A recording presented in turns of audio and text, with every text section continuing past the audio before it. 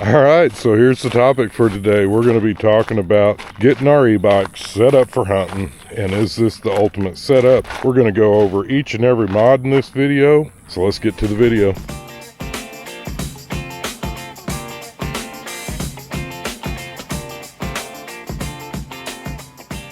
So this is it, the final setup, my hunting bike. Right before bow season opens this weekend, I've been dialing this rig in for months, and today I'm going to walk you through every aspect and piece of gear I've added from front to back so you can see how I'm making this e-bike the ultimate public land hunting machine. Be sure to stick around to the end for a final tip that many of you have probably not thought about, and it'll save you a day if you end up needing it.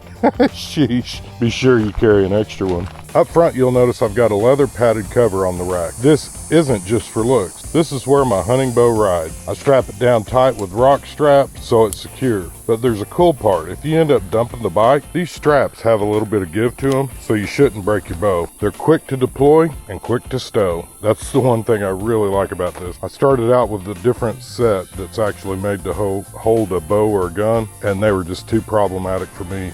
This is real quick and easy setup. As we moving back, I swapped the riser bars. Two reasons. This gives the bow and the quiver a little more room, and it helps me set a little bit straighter. That means a lot less fatigue when I'm out scouting miles of trails. Comfort matters when you've been riding all day. Next up, one of my favoriteest upgrades yet is this suspension seat post. We've actually done a video on that if you want to learn more details about that suspension seat post.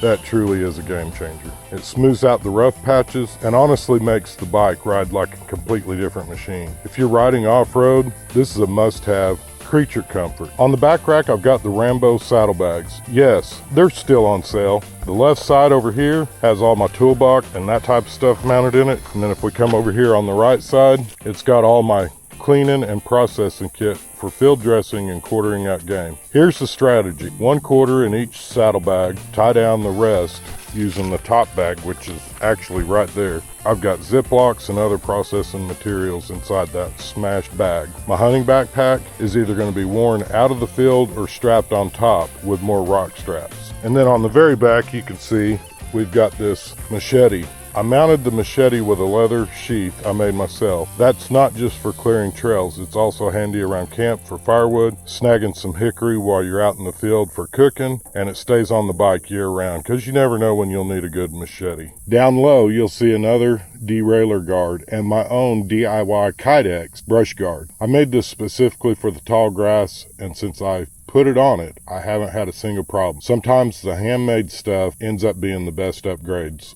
And you can look at that rear cassette. There's no grass in it. It's really done a good job making that out of Kydex. We have done a short video on the Rock Bros pedals. Nothing keeps you planted to your bike better than a good set of pedals. For the tires, I went with the Tannus liners, smaller tubes, FlatOut sealant inside that. That combo should keep me from walking the bike out of the wood when I hit thorns or stickers. Now let's talk about the trailers. I'll mostly be saddle hunting this year, but the trailer is a game changer. I can haul tree stands, deadfall for campfires. Remember, you can't always bring firewood into the campsite. And you can also use this to load up water jugs, haul them to the ranger station and refill them. Less trips, less work, more hunting time. That's the whole game here. You'll notice we do have a lone wolf tree stand on here, and I will say this because I tried to put one of the older Walmart branded type tree stand, and it will not fit on there. It's too wide. But if you're using one of the newer lightweight tree stands, see, it mounts on there just fine. And then lastly, if you're riding a bike that's not waterproof, be sure to pack a bike cover and or a tarp. So if it starts to rain, you're covered. A lot of folks carry trash sacks to help cover the front end of the bike, specifically the computer and the headlights and your controls. I think that's a great idea. I did go ahead and make this, 3D printed this myself, and it's a nice little cover that keeps your screen protected from brush, rain, or any of that you might experience out in the field. Also keeps all the dust, dirt, and mud off of it. Now, here's where the pro tip comes in, and I've kind of mentioned it earlier. This trailer connects right there, and you can see that nut, I actually lost this trailer. That nut came loose and it fell off.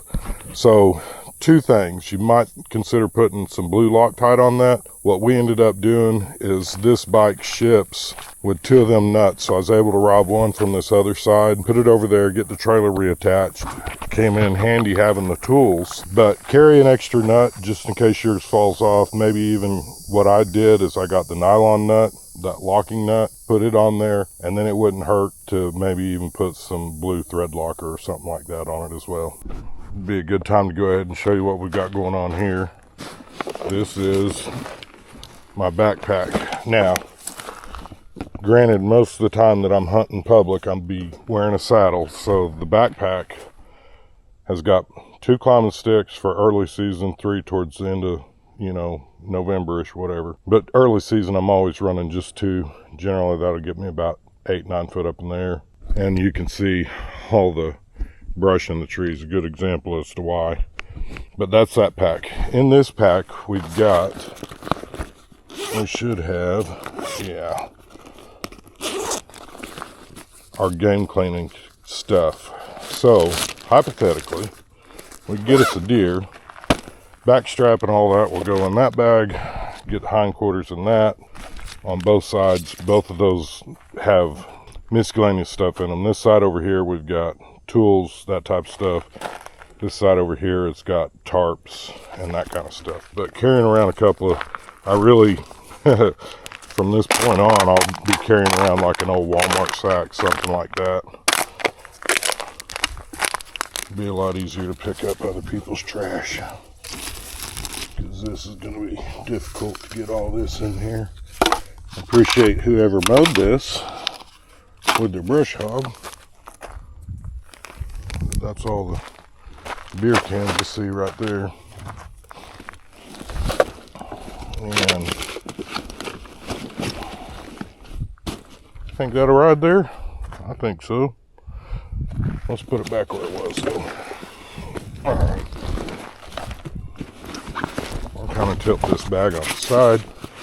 That way these longer sticks have a place to ride.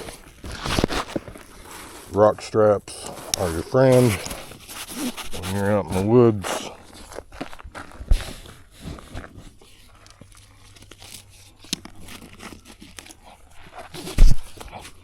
If you guys have a motorcycle, bicycle, any of that stuff, these rock straps really are a game changer when it comes to tying your stuff down. A couple of changes that I have made on this. I was initially carrying this bag going this direction. I would load the climbing sticks on first down at the bottom.